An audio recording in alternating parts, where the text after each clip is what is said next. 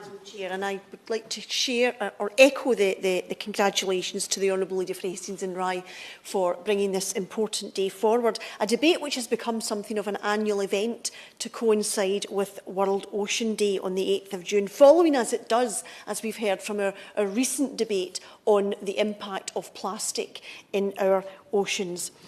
This year's theme is Planet Ocean, Tides Are Changing. And the tides may well be changing because experts are warning us that we are reaching a tipping point which will bring devastating and dramatic consequences for mankind with regards to our ocean. And the purpose of World Ocean Day is to inform the public of the impact of human actions on the ocean and develop a worldwide movement of citizens for the ocean and mobilise and unite the world's population on a project for the sustainable management of the world's oceans.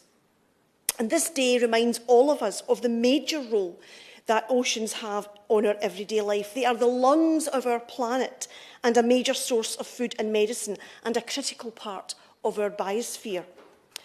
The ocean covers the majority of the earth, but only a small portion of its waters have actually been explored.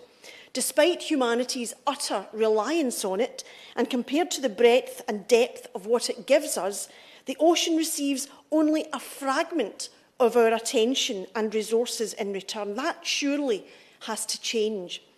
Latest estimates from the UN Educational, Scientific and Cultural Organisation warns that more than half of the world's marine species may stand on the brink of extinction by 2100. With a 1.1 degree centigrade increase in temperature today, an estimated 60% of the world's marine ecosystems have already been degraded or are being used unsustainably. A warming of 1.5 degrees centigrade threatens to destroy 70 to 90% of coral reefs, and a 2 degree centigrade increase means a near 100% loss, a point of no return. So the ocean occupies over 70% of the planet's surface area and produces at least 50% of the world's oxygen. It is a hugely significant force in mitigating climate change. Despite this, its role is most often considered as passive as opposed to active. But we know that it has a significant role to play in slowing down the rate of climate change.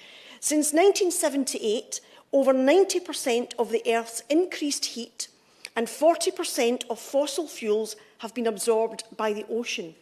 In addition, it's predicted that the ocean has absorbed between 30 and 50% of all carbon dioxide emissions caused by human activity, making, as we've heard today, making it the biggest carbon sink in the world. But I want to talk today a little bit about ocean acidification. When CO2 dissolves in seawater, the water becomes more acidic, and the acidity of our oceans has increased by 26% since about 1850, a pace of change staggeringly around 10 times faster than at any time in the last 155 million years. Ocean acidification reduces the amount of carbonate, a key building block in seawater, and this makes it more difficult for marine organisms such as coral and some plankton to form their shells and skeletons, and existing shells may begin to dissolve. The present-day pH of seawater is highly variable, and a single organism can cope with fluctuations of different pH levels during its lifetime.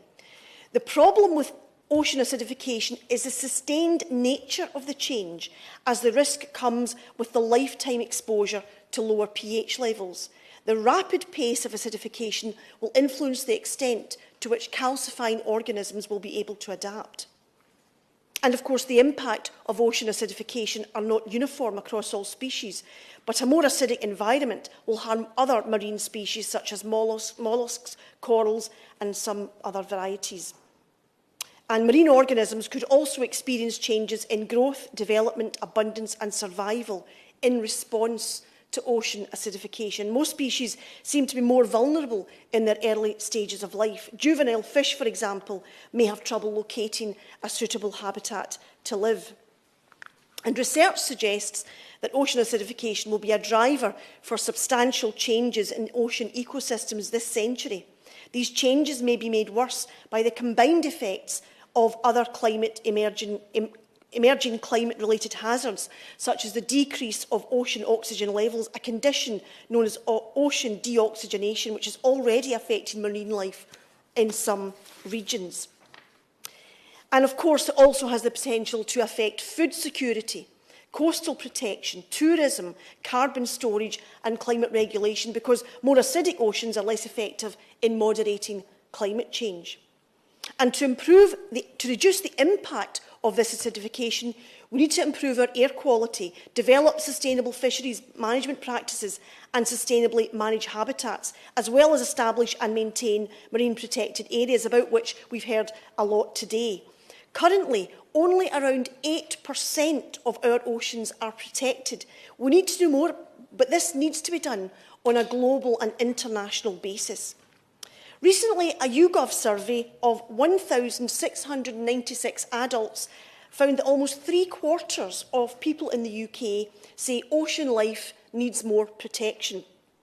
And at this juncture, Madam Chair, I wish to pay tribute to Sir Richard Attenborough, whose Blue Planet programmes brought the ocean world into our living rooms and showed us the wonders and the beauty of our oceans in such an educational and breathtaking way, but who also warned us that the living world cannot operate without a healthy ocean, and neither can we.